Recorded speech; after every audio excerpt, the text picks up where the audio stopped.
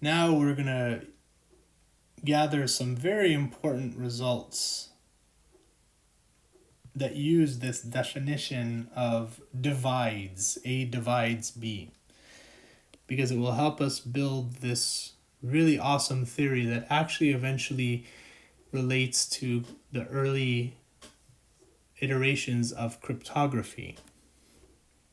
So here's a theorem for all integers a, b, and c, where a is non-zero. We have the following 5 facts, and we're going to talk through the proofs of 3 of them. And then after these 3 proofs, there's an example that kind of maybe looks similar to one of these other 2. And for homework, you're going to have to prove the other 2 yourself. It's really important to read carefully, listen, be engaged, try to think of how the different parts relate, how one part leads to another. So here we go. A, B, and C. A is non-zero. We have the following facts. First one, if A divides B, remember that's a statement, not a calculation. If A divides B, then A divides XB for any integer x.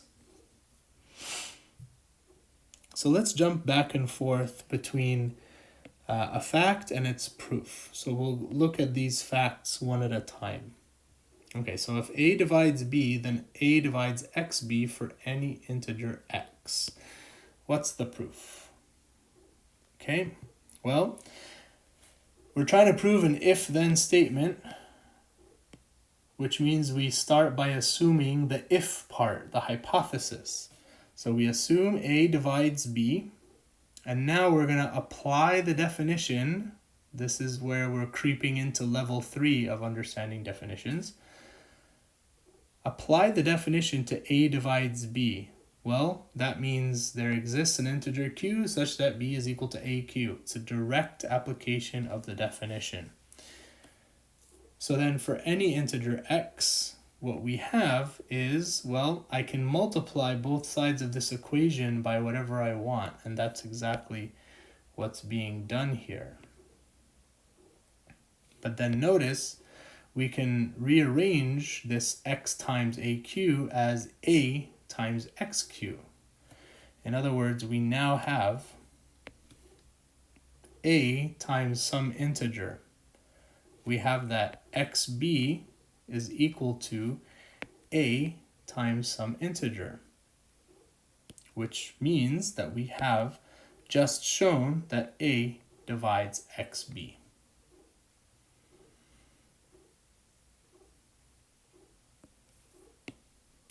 So now let's quickly mention the 2 facts that you're going to have to prove for homework, and then we'll mention the 4th one, go through its proof, mention the 5th one, and go through its proof. Okay. Fact number 2, if A divides B and B divides C, then A divides C. This is called the transitive property of divisibility. This is one of the ones you're going to have to prove as part of your homework. Fact number 3, if A divides B and A divides C, then A divides SB plus TC for any integers x and y. Another typo. For any integers s and t. And we have a special name for the expression SB plus TC. We call it a linear combination of B and C. Really, we should be more specific and call it an integer linear combination, because the coefficients of our linear combination are strictly integers. Okay, so that's one of the ones that you will have to prove for homework. Now, fact number 4. If B is non-zero, so now A is non-zero and so is B in fact 4, and A divides B and B divides A, then A is equal to plus or minus B. this is a pretty cool fact. And we'll look at why it's true here. Okay, so again, we're told to assume b is not 0.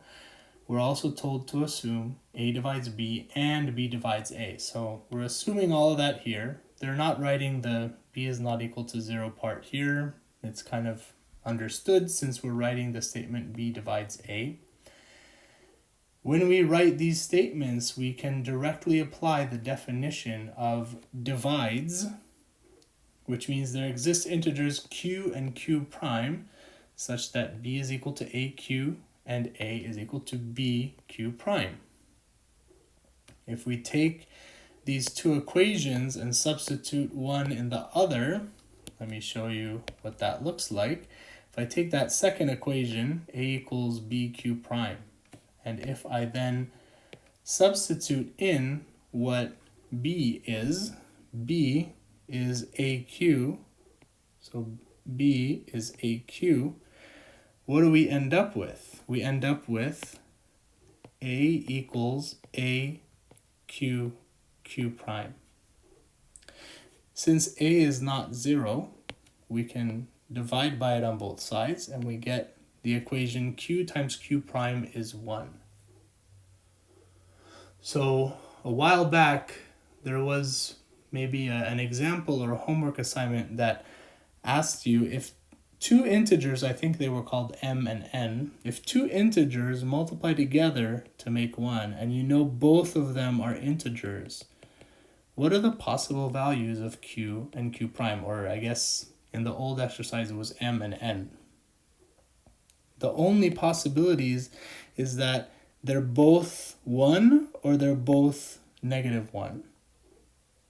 In other words, if q was 1 and q prime was 1, then we would say that b equals a. But if both of these were negative, if q and q prime were -1, then b would be -a. It's a pretty cool fact because, again, we're sticking to the integers, so it restricts our possibilities a bit. Last of our facts in this very powerful theorem is if a divides b and a and b are both positive, then a is necessarily less than or equal to b. Let's look at the proof of that. Again, we're assuming two things. We have two hypotheses, so we're assuming both of them. A divides b, again, we're directly applying the definition. B equals aq for some integer q. Now, what does that mean? Well, a and b are both positive. So if b is positive and a is positive, and a is being multiplied by q to get a positive number, that means q has to also be positive. So what are the integers that are greater than 0? Well, 1, 2, 3, 4, 5, etc. Which means q has to be greater than or equal to 1. So with that, if q is greater than or equal to 1, then that means aq is greater than or equal to a times 1. But a times 1 is just a. In other words, b is greater than or equal to a.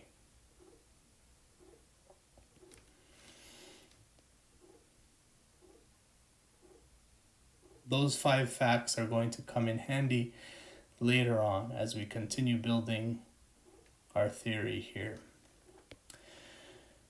Now we'll do a slightly more complicated example and go through the proof of that, and that should give you some ideas for how to prove part 2 and part 3 of the theorem. I won't tell you which one this will help more with. You'll have to figure that out on your own. But if you try it and you're still stuck, you can definitely always ask.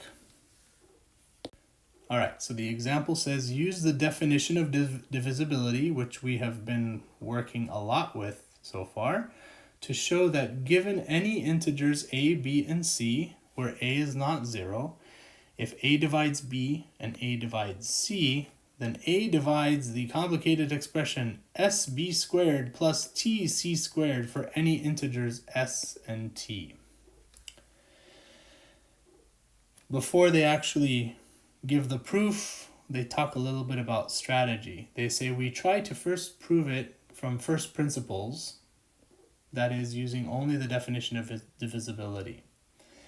That's usually what is meant when you see in a math text, first principles. Prove it from first principles, like kind of proving it from the ground up, using basic building blocks like definitions and axioms, if you have those. All right. We're going to assume the hypotheses. So assume A divides B and A divides C.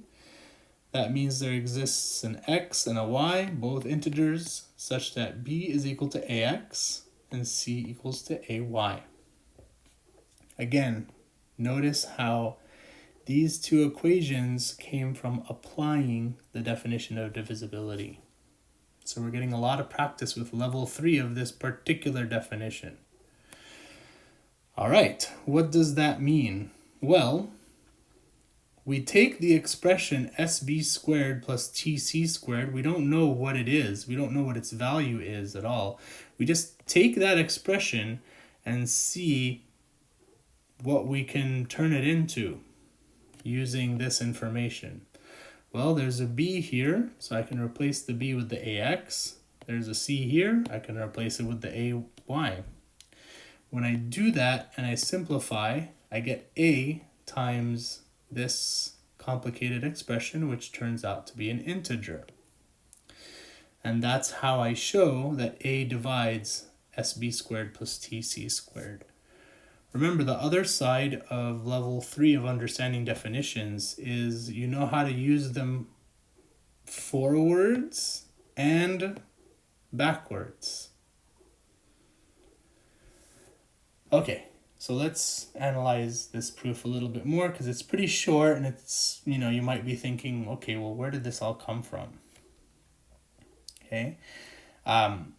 It's always good when you're doing proofs to keep the goal in mind. We're trying to show that A divides SB squared plus TC squared. In other words, we're trying to show that there exists some integer such that SB squared plus TC squared can be written as A times that mysterious integer. So in a way, we're kind of thinking of what's the step right before our last step? What does that second to last step have to be? And how do we get there? If we can get there from our hypotheses, then we're in good shape. Okay? So they kind of explain that in this paragraph here, and I highly encourage you to read it so that you hear and see and think of a different perspective on this problem. Okay, so with that, one more thing for you to try before we finish out the section. So work on this hands-on exercise before continuing to the next video. A, B, and C are integers. A is non-zero.